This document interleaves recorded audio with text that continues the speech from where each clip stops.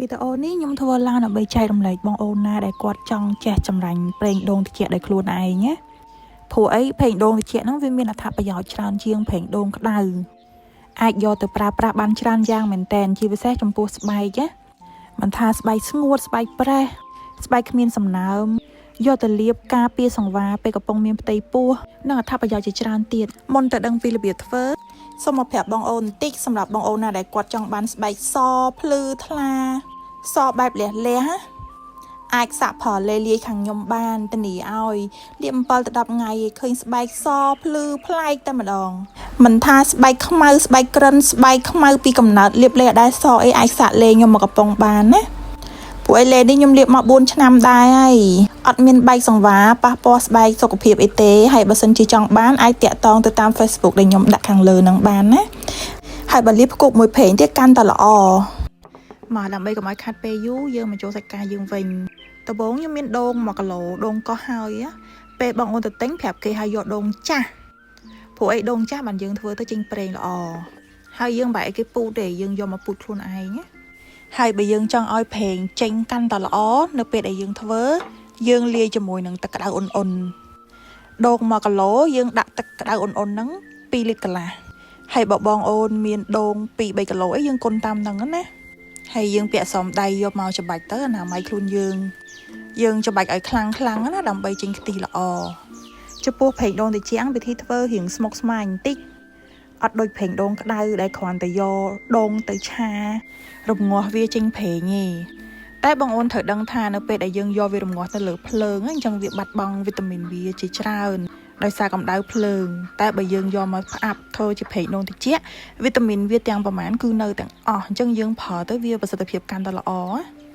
ចាបន្ទាប់ពីពូតយកខ្ទិះហើយកាកហ្នឹងខ្ញុំចោលហើយទឹកខ្ទិះហ្នឹងខ្ញុំយកមកជ្រក់ចូលនៅក្នុងដបទឹកសុទ្ធអញ្ចឹងណាហើយរុំថង់មាត់ដបឲ្យជិតបិទក្របឲ្យជិតកុំឲ្យមានខ្យល់ចូលបន្ទាប់មកយើងទុកវារយៈពេល1 ម៉ោងឬក៏2 ម៉ោងវានឹងចាប់ផ្ដើមចេញ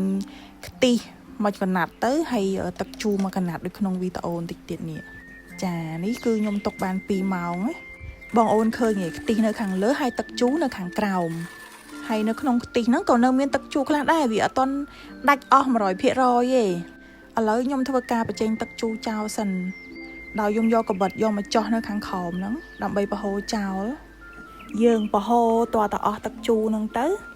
ហើយពេលដែលបងប្អូនធ្វើការចោះខាងក្រោមដើម្បីបហូរហ្នឹងបងប្អូនធ្វើការថ្នមដៃបន្តិចណា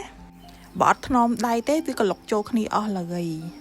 ហើយបងអូនធ្វើតាមវិធីសាស្ត្រខ្ញុំធានាឲ្យពេលបានប្រេងដូងគឺប្រេងដូងឈ្ងុយហ្មងអត់មានធំក្លិនខ្មេះឬក៏សាអីទេចានេះបន្ទាប់ពីខ្ញុំបហូរទឹកជូរចោលហើយ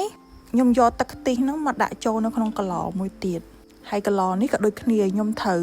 បិទឲ្យចិត្តកុំឲ្យមានខ្យល់ចូលរុំកស៊ូហើយបិទក្របឲ្យចិត្តហើយនេះនៅពេលដែលខ្ញុំទុកបានរយៈពេល7 ម៉ោងវាឡើងប្រេងល្អមែនតើតែអត់ទាន់គ្រប់ទេខ្ញុំទុករយៈពេល24 ម៉ោងទើបខ្ញុំមកដួសប្រេងហ្នឹងណា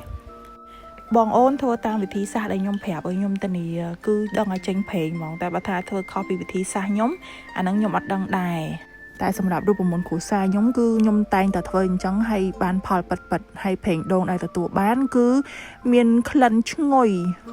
ហើយលាបលើស្បែកអត់មានលមាស់ទេហើយមានសំណើមផ្ដល់សំណើមដល់ស្បែកល្អមែនតែនហ្មង